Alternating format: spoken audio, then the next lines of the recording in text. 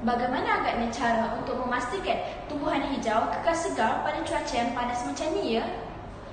Saya dah terbaca tentang terrarium hari itu. Jadi, adakah terrarium dapat memastikan tumbuhan hijau tumbuh dengan baik walaupun pada keadaan cuaca yang panas dan kering? Jom kita siasat sama-sama. Tujuan utama terrarium ini adalah untuk membantu tumbuhan yang sukar untuk tumbuh di dalam persekitaran yang kering. Terrarium ini dapat menyediakan dan mengekalkan persekitaran yang lembap untuk tumbuhan. Projek ini amatlah sesuai dengan keadaan negara kita yang sedang dilanda gelombang haba. Gelombang haba ini menghasilkan persekitaran yang kering yang menyebabkan beberapa jenis tumbuhan layu. Terrarium ini juga memudahkan kita untuk menanam tumbuhan di dalam rumah tanpa mengambil ruang yang banyak.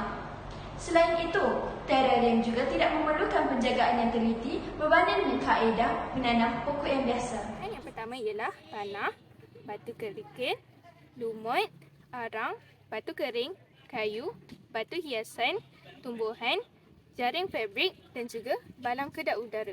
Langkah pertama, kita perlu masukkan batu kerikil dalam balang sebanyak 1/5 daripada balangnya. Untuk langkah kedua, kita perlu masukkan jaring fabrik dalam balang seperti ini. Untuk langkah ketiga pula, kita perlu masukkan arang dalam balang kaca ni. Pada langkah keempat, kita letak tanah dalam balang kaca ini. Dan kita letakkan daun kering di atas tanah tersebut dan menambahkan sedikit tanah. Sekarang, kita tanamkan pokok dalam tanah tersebut. Kemudian, kita letakkan lumut di dalam atas tanah tersebut. Sekali kita hiaskan dengan batu dan kayu.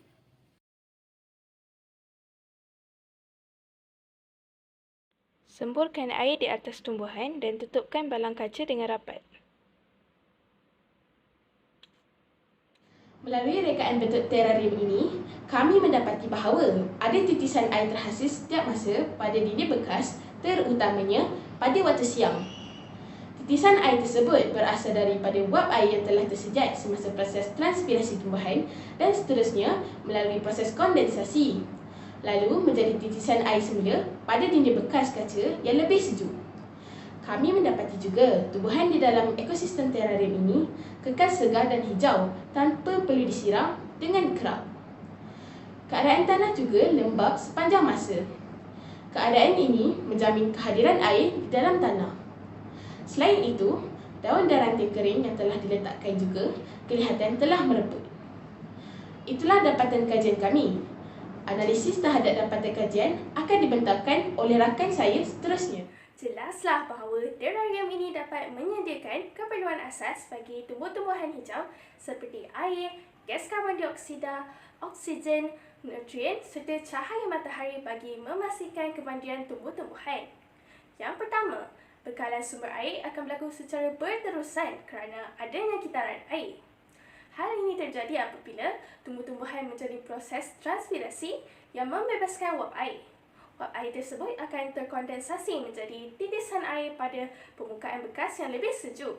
Seterusnya, titisan tersebut akan meresap ke dalam tanah dan diserap oleh tumbuhan untuk proses fotosintesis. Hal ini juga dapat meningkatkan tahap kelembapan udara, menyebabkan proses transpirasi tumbuhan berkurang walaupun dalam cuaca yang panas agar tumbuhan tidak layu.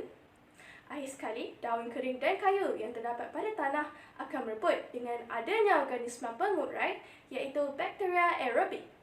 Bakteria ini boleh hidup dan membiak dalam persekitaran yang kaya dengan oksigen seperti di dalam terrarium. Bakteria aerobik ini akan menjalankan proses kimia dengan menukarkan daun kering dan kayu menjadi zat tumbuhan seperti nitrat dan nitrik melalui proses nitrifikasi. Hal ini akan menyebabkan tumbuhan menjadi lebih subur. Jelaslah bahawa projek terrarium ini dapat memastikan tumbuh-tumbuhan hijau dapat tumbuh dengan baik walaupun dalam keadaan cuaca panas dan kering. Terrarium ini juga dapat memudahkan penjagaan tumbuh-tumbuhan hijau di dalam dan di luar rumah tanpa perlu risau tentang cuaca. Tumbuhan ini mudah tumbuh dan membiak tanpa memerlukan penjagaan yang rapi.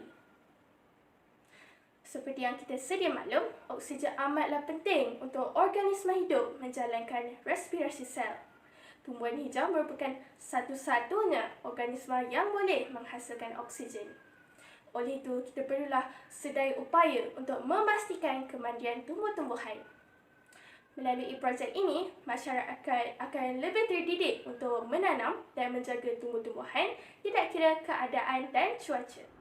Projek terarium dapat menjalankan sudah tentu mereka banyak signifikasinya. Antaranya ialah kita dapat mengurangkan pembesaran air. Kita hanya perlu menyiram tumbuhan tersebut sekali sebulan untuk tumbuhan tumbuh dengan baik antara 4 bulan hingga 2 tahun. Selain itu, kita tidak perlu menggunakan tenaga yang sangat banyak yang dapat menjimatkan masa. Dalam globalisasi ketiga ini, sudah tentu cara ini sangat efektif pada orang yang suka tumbuhan hijau walaupun mereka sangat sibuk dalam urusan kerja seharian. Kemudian, kebanyakan pekebun membazirkan masa mereka dan tenaga mereka seperti menambahkan baja dan menyiramnya setiap hari untuk memastikan tumbuhan tumbuh dengan baik. Sebaliknya, cara ini dapat mengurangkan kos tersebut. Cuma, pekebun tersebut perlukan menambahkan saiz terarium tersebut yang lebih besar. Tapi, bab kata pepatah, alam membeli, menang memakai.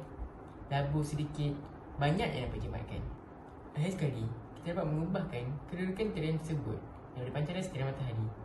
Tidak semua tumbuhan memerlukan sinar matahari yang sangat banyak, terutamanya tumbuhan yang masih kecil lagi.